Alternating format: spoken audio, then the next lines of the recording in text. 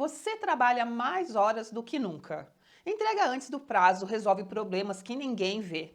E ainda assim, alguém com menos tempo de casa e menos esforço aparente sobe, é promovido antes de você. Existe um mito silencioso que moldou carreiras inteiras. Quem trabalha muito será reconhecida. Só que o mercado mudou a regra do jogo.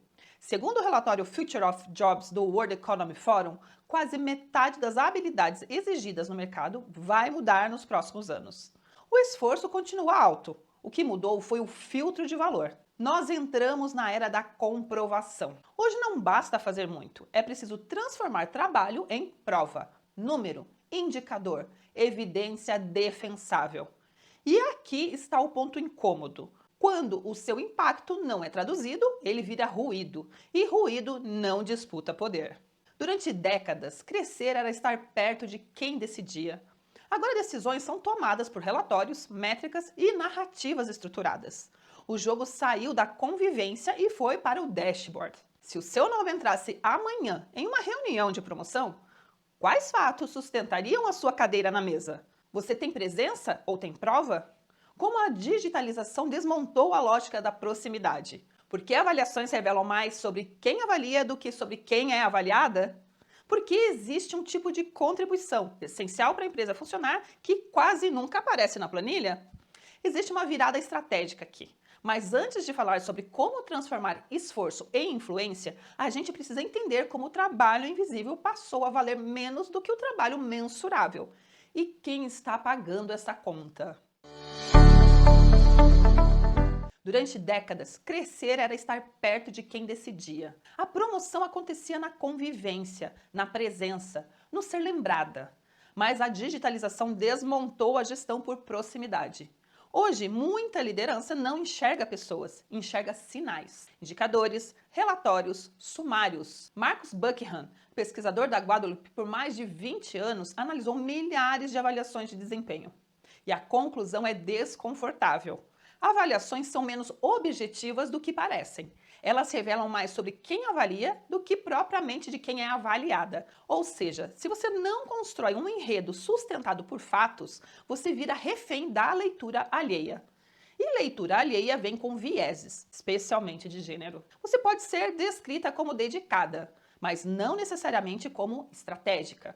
E no topo não sobe quem segura tudo, sobe quem move ponteiros. E aí entra uma nova lógica. Não é mais sobre presença, é sobre prova. Um estudo da McKinsey mostrou que empresas orientadas por dados têm até 23 vezes mais probabilidade de adquirir clientes e 19 vezes mais probabilidade de serem lucrativas. Isso moldou uma cultura corporativa viciada em mensuração. Só que existe um detalhe que quase ninguém te entrega. O ambiente não descobre o seu impacto sozinho. Você precisa registrar, organizar e expor. Sheryl Sandberg, em Lean In, expôs uma diferença incômoda. Homens se candidatam a promoções quando atendem cerca de 60% dos requisitos, enquanto as mulheres só se candidatam quando atendem 100%. O subtexto é brutal. Alguns sobem por promessa e outras só sobem por comprovação. Se essa é uma regra implícita, trabalhar muito sem traduzir resultado vira armadilha.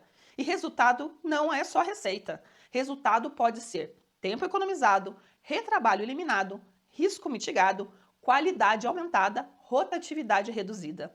Mas se você não traduz isso, alguém traduz por você. Na maioria das vezes, traduz como custo. E existe um tipo de contribuição que sustenta a empresa inteira, mas quase nunca aparece na planilha. M. Edmondson estudou segurança psicológica e mostrou que equipes performam melhor quando o ambiente é seguro para aprender.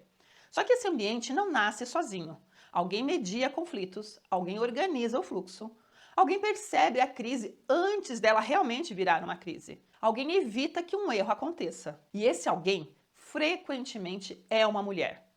E aí vem uma pergunta incômoda. Como se mede um erro que não aconteceu? Como se coloca em gráfico o conflito que você dissolveu antes dele explodir? Marcus Buckingham descreve isso como pontos fortes invisíveis.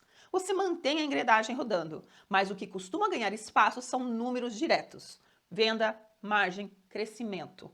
E o que não entra no recorte vira ajuda, não resultado. Dados da OCDE mostram que mulheres estão mais concentradas em funções de suporte e coordenação, áreas onde o efeito é coletivo, difuso e difícil de atribuir. Muito impacto, pouca assinatura. E numa cultura guiada por números, o que não vira registro perde prioridade.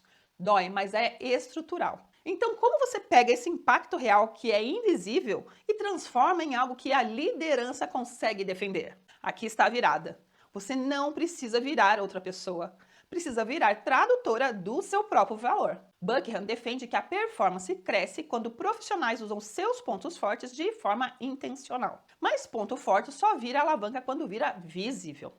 Comece por 5 vetores: tempo, custo, risco, qualidade, pessoas e pergunte: isso encurtou o prazo? Isso economizou o recurso? Isto evitou um problema? Isso elevou o padrão?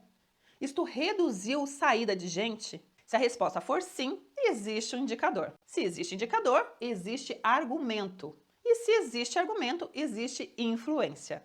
E quando você começa a falar nesse idioma, muda todo o enquadramento. Você deixa de ser a que ajuda e passa a ser a que resolve. E é exatamente isso que ensinamos dentro do Empodere AI. Como transformar funções subjetivas em indicadores estratégicos, como estruturar narrativas de impacto e como sair da invisibilidade política sem virar alguém artificial. Se você trabalha demais e aparece de menos, talvez não falte esforço, falte método. E eu quero que você guarde isso. O que não aparece, não disputa.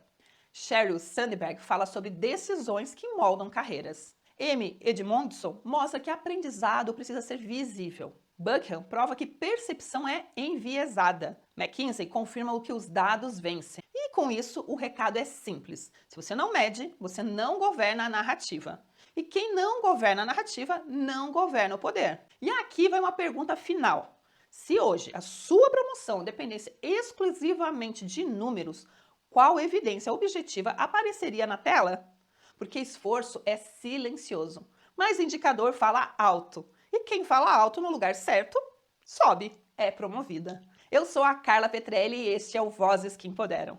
No próximo episódio nós vamos falar sobre o que sobra da sua carreira quando a inteligência artificial começa a medir melhor que você. Te vejo lá!